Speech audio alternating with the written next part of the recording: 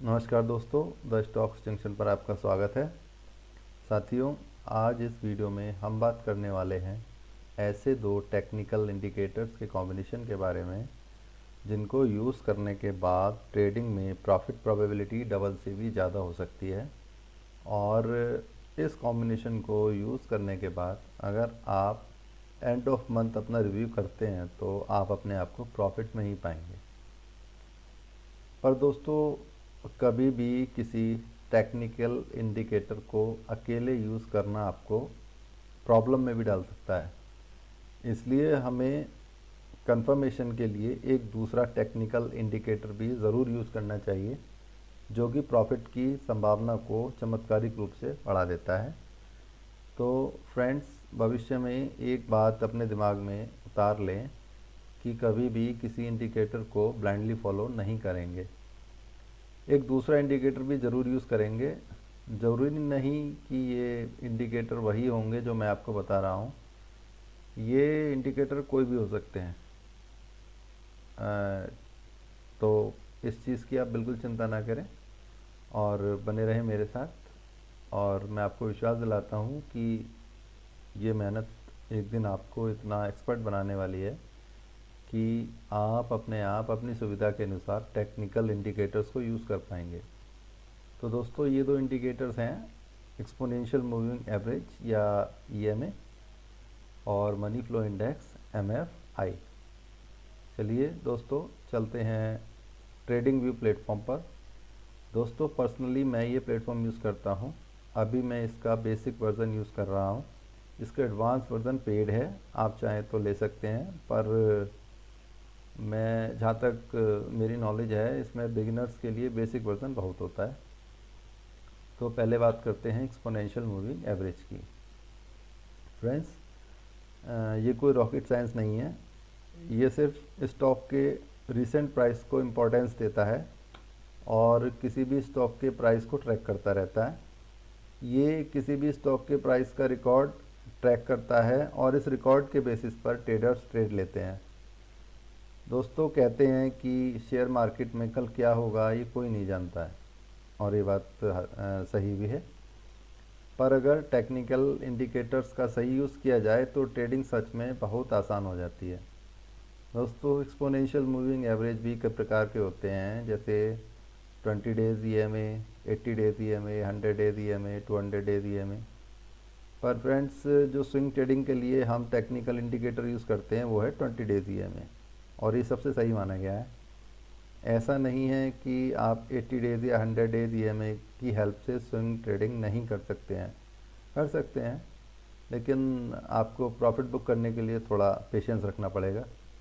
नहीं तो 80 या 100 days EMA long term investment के लिए बहुत अच्छे होते हैं। अब बात आती है कॉम्बिनेशन के दूसरे इंडिकेटर की, और वो है एमएफआई, मनी फ्लो इंडेक्स। ये इंडिकेटर किसी भी स्टॉक में बढ़ते या घटते हुए मनी की फ़्लो को बताता है और स्टॉक में बाइंग और सेलिंग प्रेशर को भी इंडिकेट करता है। आज हम टीसीएस के ग्राफ रिव्यू करेंगे।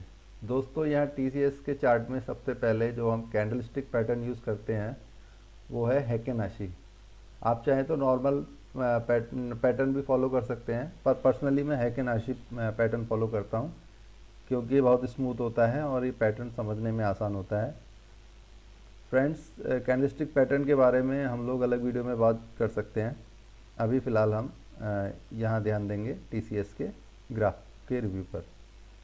अब ईएमए और एमएफआई को सिलेक्ट कैसे करना है वो देखते हैं।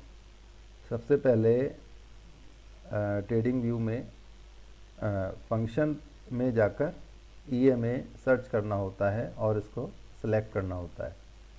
एक बात ध्यान रहे कि आपको इसमें ईएमए दो बार सिलेक्ट करना पड़ेगा।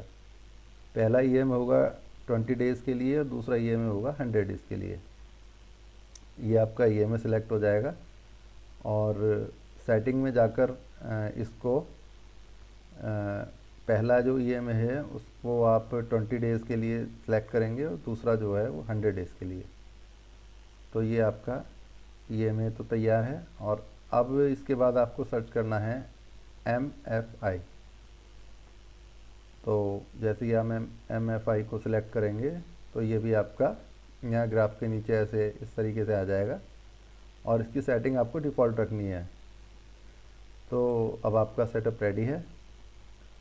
फ्रेंड्स, ये जो आप ग्रीन कलर वाली लाइन देख रहे हैं ये 20 डेज ईएमए की लाइन है और जो डार्क लाइन है वो 100 डेज ईएमए की है। स्टॉक्स में ज़्यादातर देखा गया है कि जो 20 डेज ईएमए की लाइन होती है उसको स्टॉक्स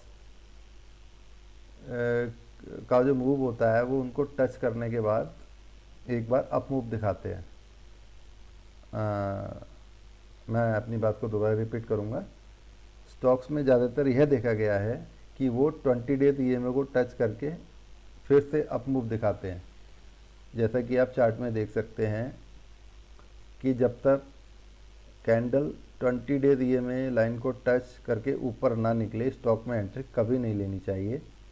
और अगर 20 डेज ईएमए को क्रॉस करके 100 डेज ईएमए को टच करे तो ये मंदी का संकेत होता है, मतलब अभी स्टॉक कुछ दिन मंदा रहने वाला है। तो इस समय तो स्टॉक में एंट्री बिल्कुल नहीं लेनी चाहिए दोस्तों। यही बात जो नए ट्रेडर होते हैं वो इग्नोर कर देते हैं और बिना चार्ट देखे स्टॉक परचेज कर लेते हैं और ये बहुत लंबे समय तक जब स्टॉक बढ़ता नहीं है तो उनका धैर्य जवाब दे जाता है और वे लॉस बुक कर कर निकल लेते हैं और फाइनली नुकसान में रहते हैं। आप शुरुआत करें, धीरे धीरे आपको समझ आने लगेगा। ईएमए और एमएफआई का कॉम्बिनेशन कभी कभी हमें मार्केट गिरने का भी संकेत देता है। आप देखेंगे ईएमए टच करके कैंडल के जो हेड्स हैं ये अपवर्ड मूवमेंट दिखा रहे हैं, पर एमएफआई इंडेक्स में बिल्कुल उल्टा हो रहा है। यहाँ ग्राफ के हेड्स को मिलाते हैं तो डाउनवर्ड पैटर्न देखने को मिल रहा है और देखिए उसके बाद स्टॉक में लगातार गिरावट। तो इस तरीके से आप स्टॉक में आने वाली गिरावट को भी समझ सकते हैं। तो फ्रेंड्स, मैं आशा करता हूँ कि वीडियो आपको पसंद आया होगा। अगर पसंद आया हो तो प्लीज़ लाइक करें और मेरे चैनल को सब्सक्राइब ज़रूर करें, बेल आइकन प्रेस करें। तो दोस्तों, मिलते हैं एक नई वीडियो के साथ। Take care and bye.